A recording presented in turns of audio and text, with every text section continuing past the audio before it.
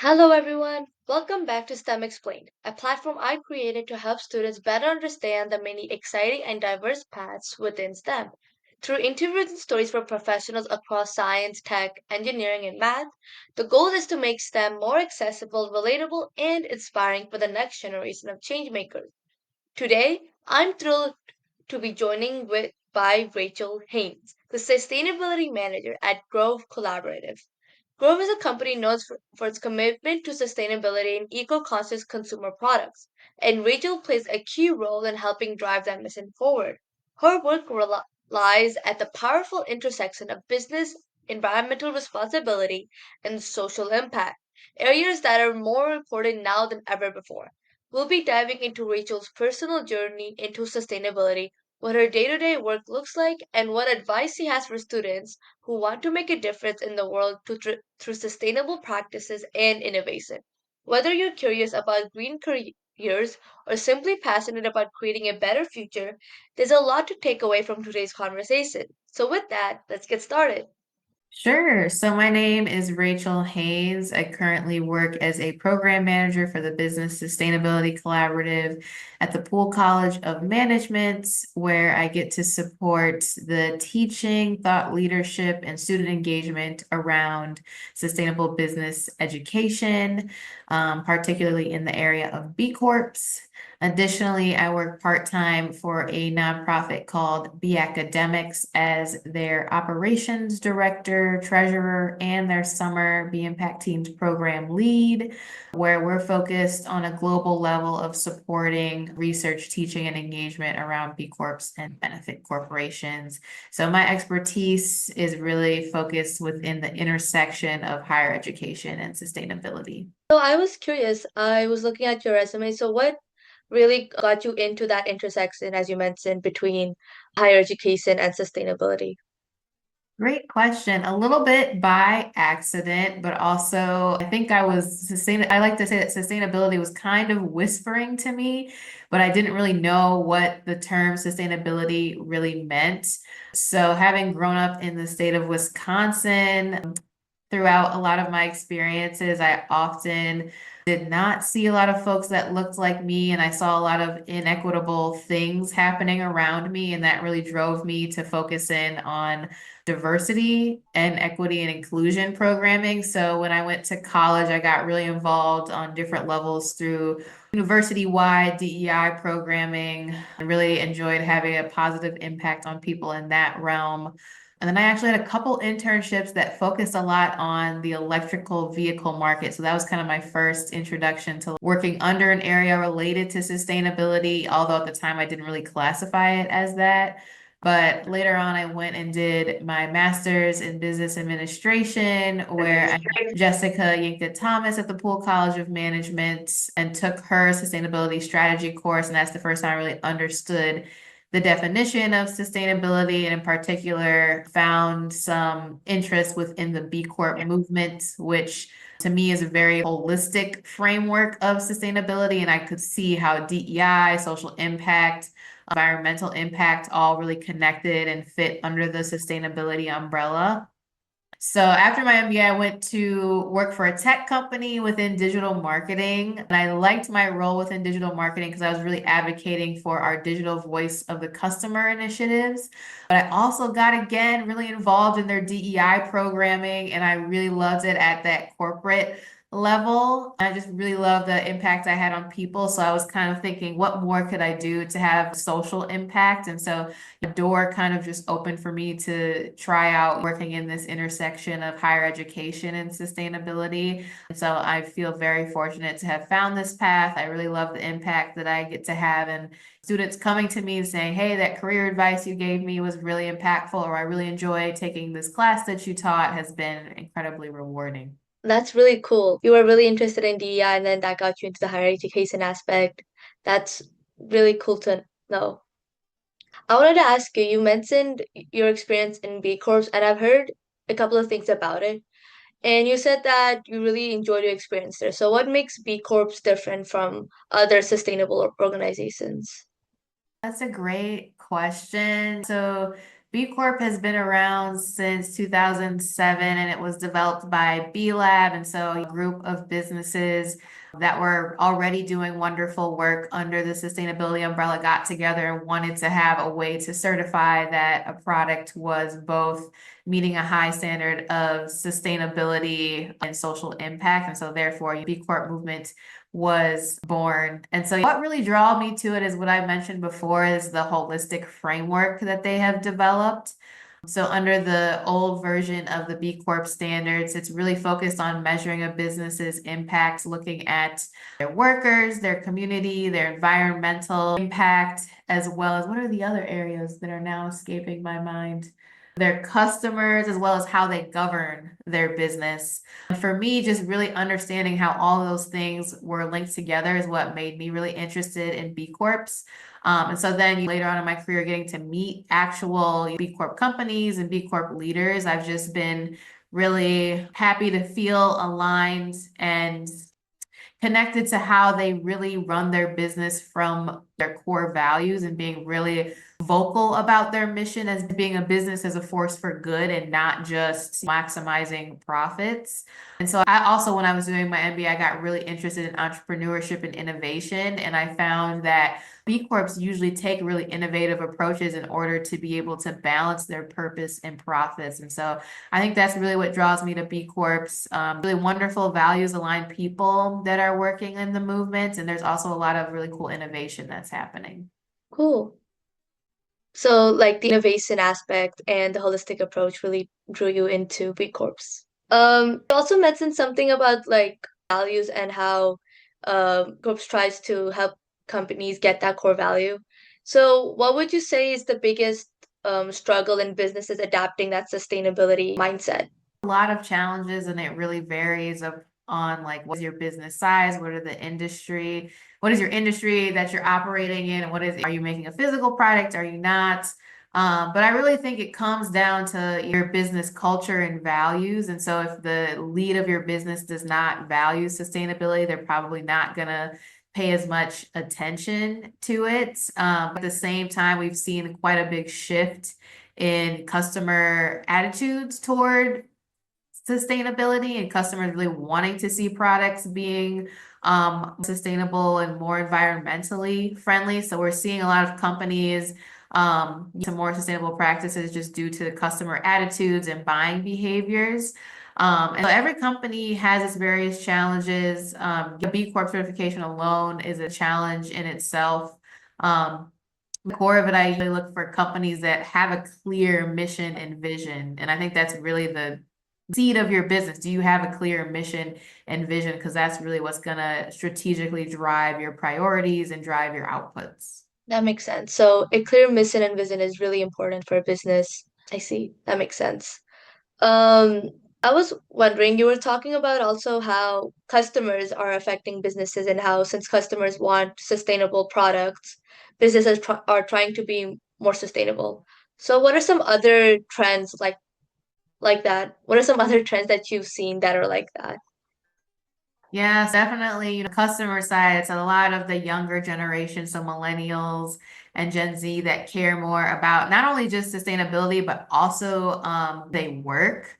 So if they're for employment, they're looking for positive work culture, someplace that has work-life balance. And so I think that makes B Corps really attractive to millennials and Gen Z because they typically have a little bit non-traditional cultures in that way. Um, Trends kind of pushing folks towards sustainability. I would say, a lot right now with climate risk. And so we're seeing wildfires out west. We've seen hurricanes here on the East Coast that have been devastating to not only people, but have had huge business ramifications. Now really focusing on, what is the risk in relation to climate to your business is also a trend that we're seeing. Kind of leading to more, models. There's like a whole rise now in like auditing and accounting, which I'm not even expert in that area, but it's a whole new and up and coming area that's becoming more and more popular because of this pressure from our actual environments and Mother Nature. That's another interesting trend. Hmm.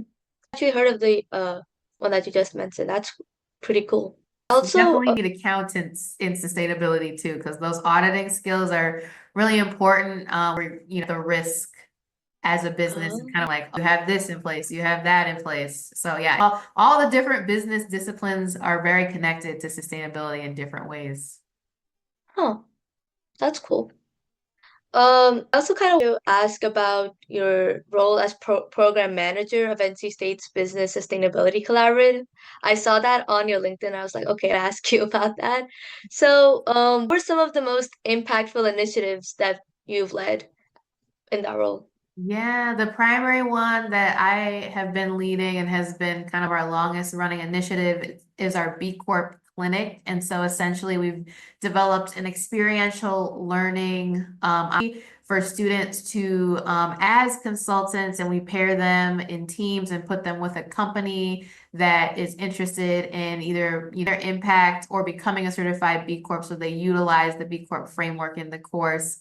And been running for 20 semesters, this program, and we've had over 500 students, over 100 companies participate, and it's just been so amazing to see the impact we've made across the state of North Carolina. We've had a lot of local participate. So it's been really cool. We've seen it's really opened students' minds to sustainability, just working directly with the company and understanding how do they make a decision related to sustainability for their business.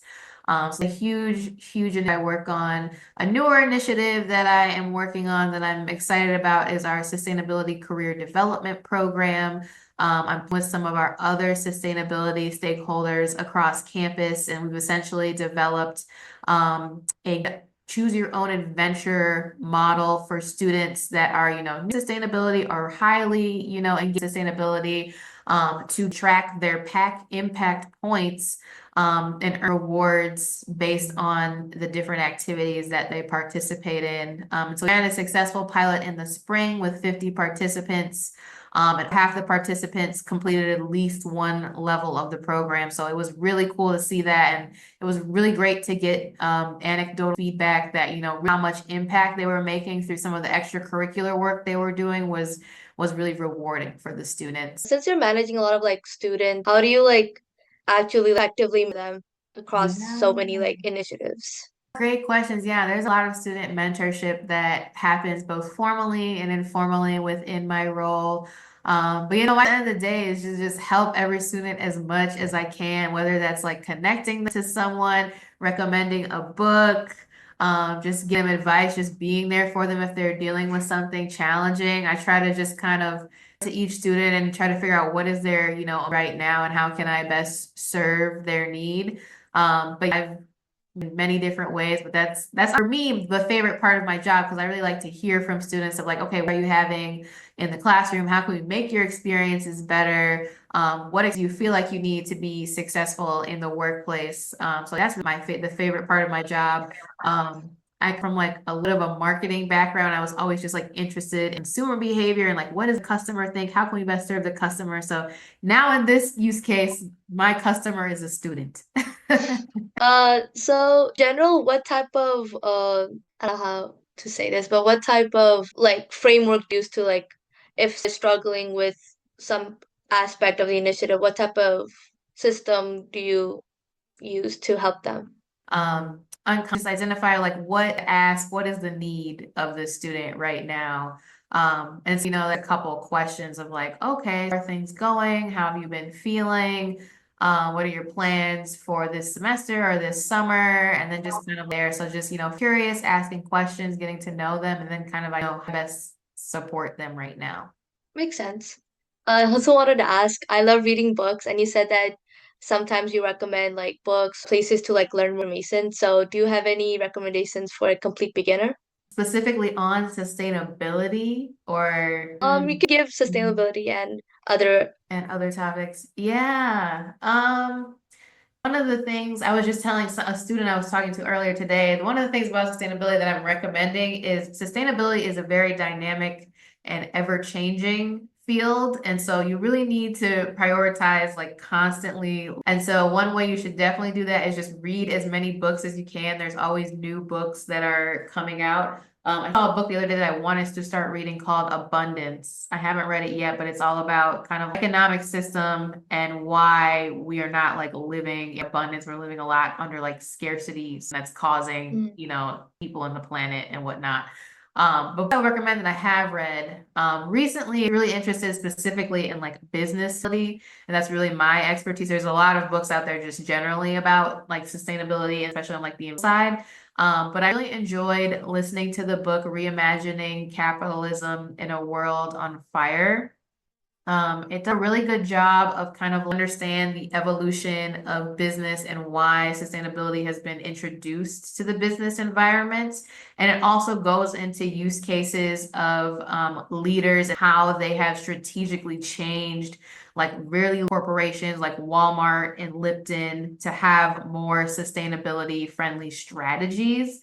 And kind of like what are the major, you can like overarchingly up to like large specifically. So I really like that book. Um, and in terms of like I do a lot of career programming. So in terms of career books, if you're into the B Corp movements or just kind of sustainability and roles, one of my colleagues, Nathan Stuck, wrote a book called Happy Monday. And it's all about kind of building his career within the B Corp movement. He has a lot of really great advice in there. My favorite advice that I like to give is work on yourself than you do on your job. And that's really looking at like how do you develop yourself personally, build your confidence, build your brand, and things like that. All of that is equally important as the work that you actually do. And I think that was kind of the thing that I didn't really understand coming out of undergrad. Any other career books that I like? There's one that the name is escaping me, but it's all about kind of handle your 20s, and it breaks it down into like your relationships and then I think like friendships. It goes through, it's like written by a therapist, and it actually Oh, goes through some therapy sessions she had with different clients on different challenges they were experiencing in their 20s. And you have to take all the advice from the book. I wouldn't even say I've taken all the advice necessarily from the book, but it does make me, at the time when I read it, it made me feel better about like, okay, is a time that you can make mistakes, you can try new things. You're not like set in stone and everything. So it's totally cool to try these different things or switch it up. It's not the end of the world. So that's all. If I could find the title, I'll send it to you. But that one's a good one too. okay. I'll look for that. If I love reading books, so that's definitely going to go on my reading list. Awesome. Um, so general, since I'm also a high schooler, what role in general do you think education plays in sustainability business? I think it's huge and it's becoming more and more. I would say within the realm of like business now, I think sustainability education has primarily been disseminated through the graduate level, but we're seeing so much interest from the undergrad level that it's starting to grow more and more. And then also we want to implement it more and more at the high school level.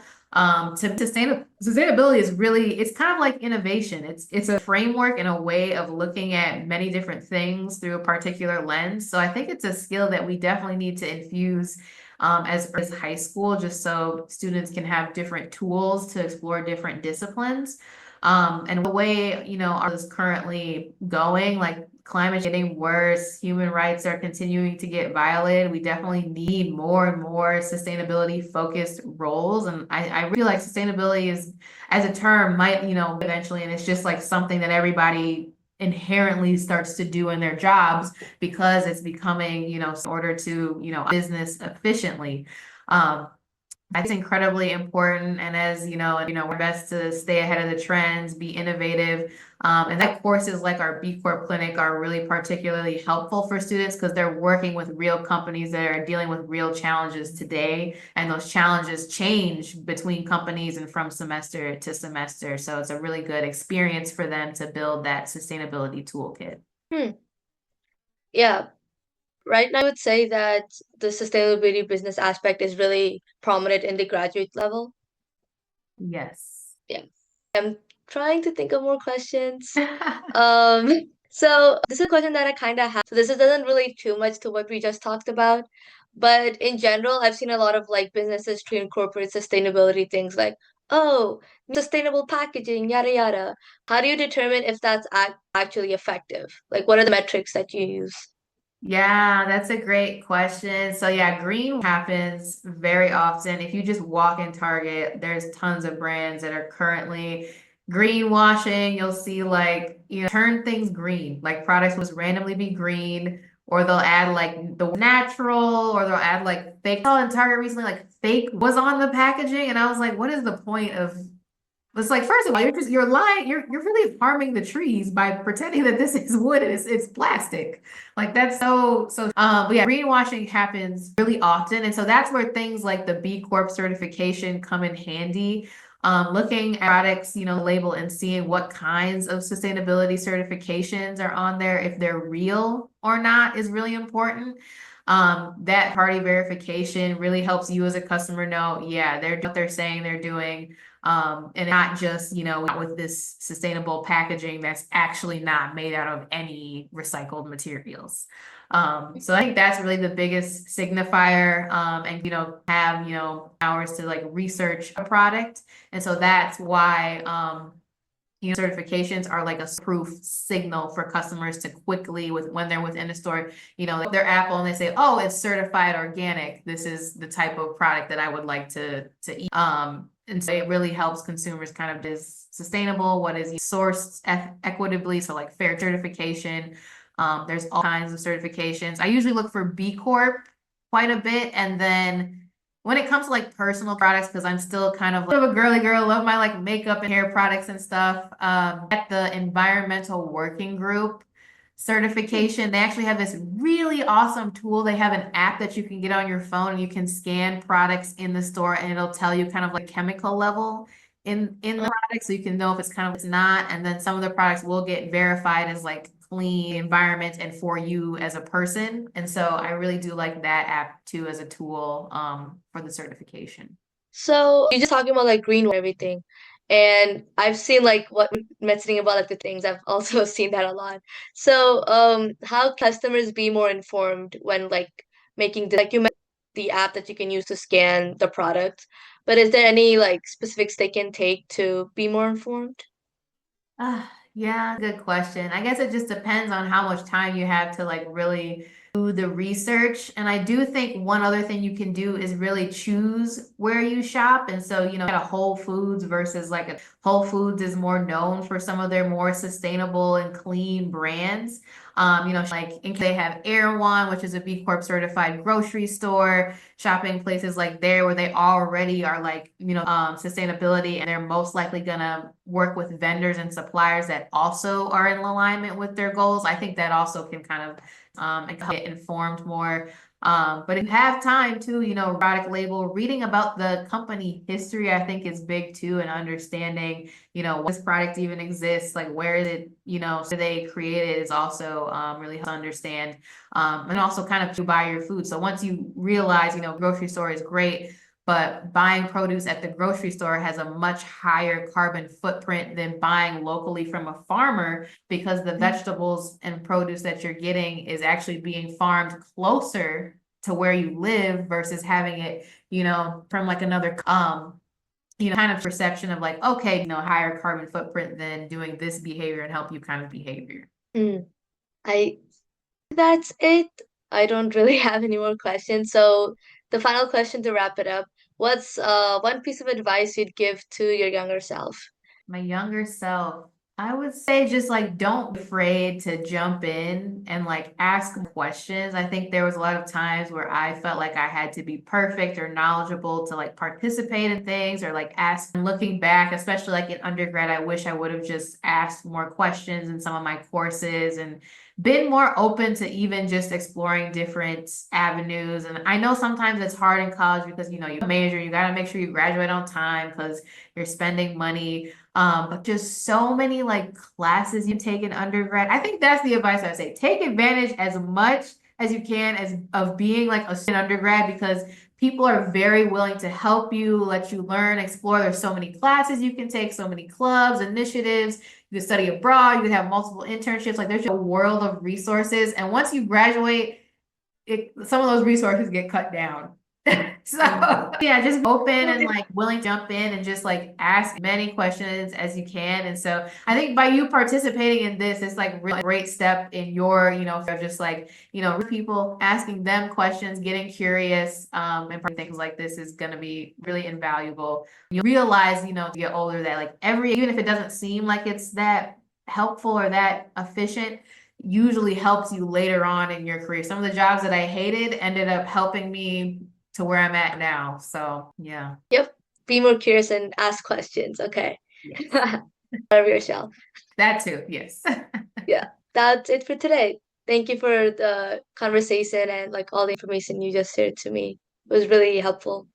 Of course. Thank you for such thoughtful questions. Those were awesome. Thank you.